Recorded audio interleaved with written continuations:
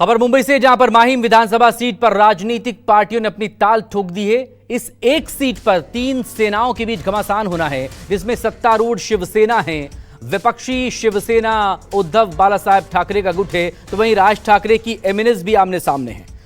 महाराष्ट्र नवनिर्माण सेना, आपको बता दें इससे पहले फडणवीस ने बुधवार को कहा था कि बीजेपी अभी भी माहिम सीट पर राज ठाकरे के बेटे अमित ठाकरे का समर्थन करना चाहती है। राज्य में सत्तारूढ़ शिवसेना भी इस सीट पर चुनाव लड़ रही है। फडणवीस ने यह भी कहा कि इसका समाधान ढूंढने के प्रयास किए जाएंगे।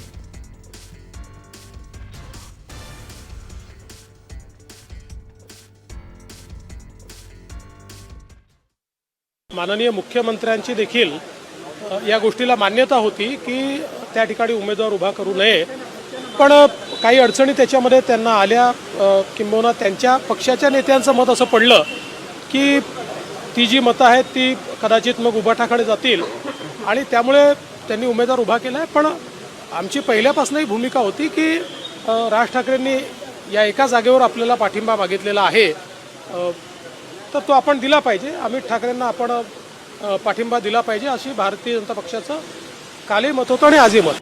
माहिम विधानसभा सीट से शिंदे गुट के उम्मीदवार सदा सरवरकर हमारे साथ हैं।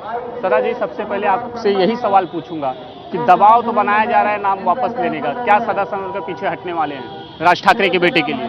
नहीं, कोई दबाव वगैरह नहीं है, दबाव नहीं है। हम लोग चाहते हैं कि 30 साल से मैंने यहाँ मतदार संघ में काम किया है, मेरा नाता मतदार संघ से और यहाँ की जो मतदाता है माँ बेटे की है। आज मुझे यहाँ से दूर करना या हटाना, ये राज साहब नहीं करना चाहिए। उन्होंने मुझे आशीर्वाद देना चाहिए, इस ढंग की मेरी मांग है। मैं चाहता हूँ कि राज साहब एक बहुत बड़े नेता है, वो मुझे आशीर्वाद देंगे। इस बार का चुनाव, इस क्षेत्र की बात करें तो त्रिकोणीय मुकाबला है।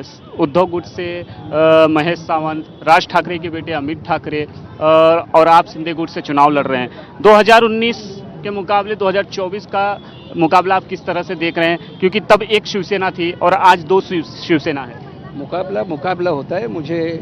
मैंने यहाँ 30 साल काम किया है, मुझे पूरा भरोसा है यहाँ की मेरे मतदाता के ऊपर कि वो मुझे मेरा काम देख के मुझे चुन के देंगे, मुझे आशीर्वाद देंगे।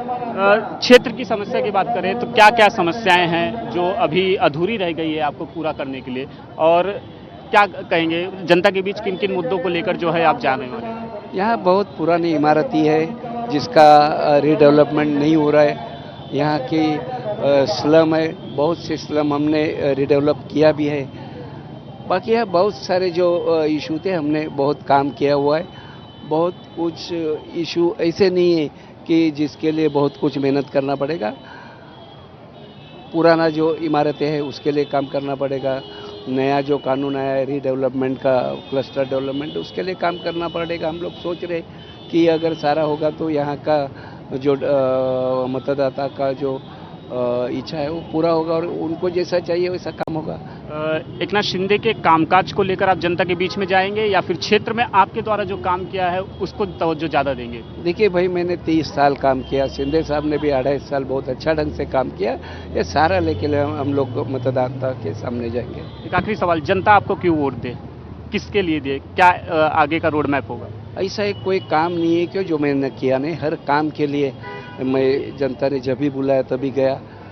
365 दिन मैं जनता के लिए काम करता हूँ और मुझे जनता को यही चाहिए कि उनके लिए जो कभी भी बुलाए और सामने खड़ा हो जाए, ऐसा लोक प्रतिनिधि चाहिए और वो काम मैंने किया। पिछला चुनाव जो जीत की मार्जिन थी 18-17 हज़ार के करीब की थी, इस बार कैसा देख रहे हैं, क्योंकि लड़ाई जो है त्रिकोणीय है, जीत को लेकर पूरी तरह से आश्वासित हैं? पूरा विश्वास है मेरी जनता के ऊपर मेरा, मैंने काम किया है, काम को वोट देंगे, पूरा भरोसा है। अगर एक आखिरी सवाल कि नाम वापस लेने के लिए कहा जाता है सीएम शिंदे की तरफ से, तो क्या सदा सरवरकर पीछे हटेंगे या फिर मैदान में उतर गए हैं तो लड़ेंगे?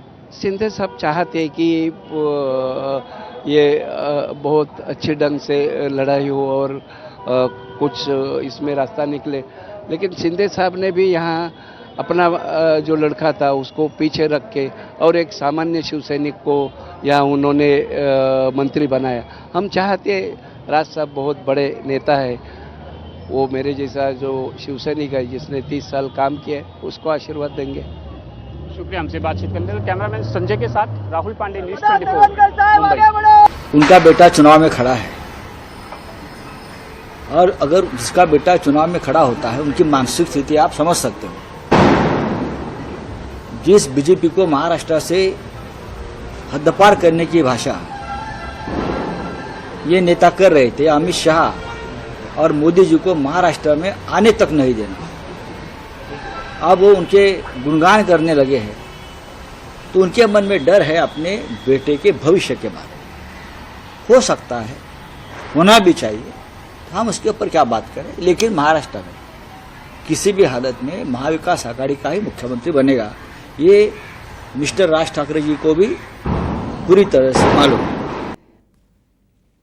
सीधे रुख करेंगे मुंबई का, मेरे सहयोगी राहुल पांडे इस वक्त हमारे साथ जुड़ गए। राहुल, माहिम को लेकर किस तरह से घमासान मचा हुआ है, क्या एकनाथ शिंदे मानेंगे माहिम विधानसभा सीट को लेकर, और क्या ये डील अगर होगी तो फिर क्या राज ठाकरे बाकी और सीटों पर जो उम्मीदवार उनकी तरफ से उतारे गए हैं एक तरह से समर्थन कर सकते हैं महायुति का या बीजेपी का?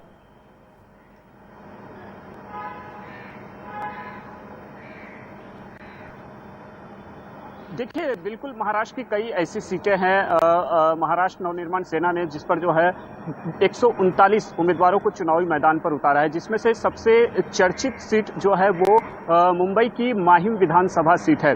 आपको याद होगा कि जब साल 2009 में महाराष्ट्र नवनिर्माण सेना ने पहली बार विधानसभा चुनाव लड़ा था, तब 13 सीटें मनसे ने जीती थी और उस 13 सीट में से एक सीट माहिम विधानसभा सीट थी।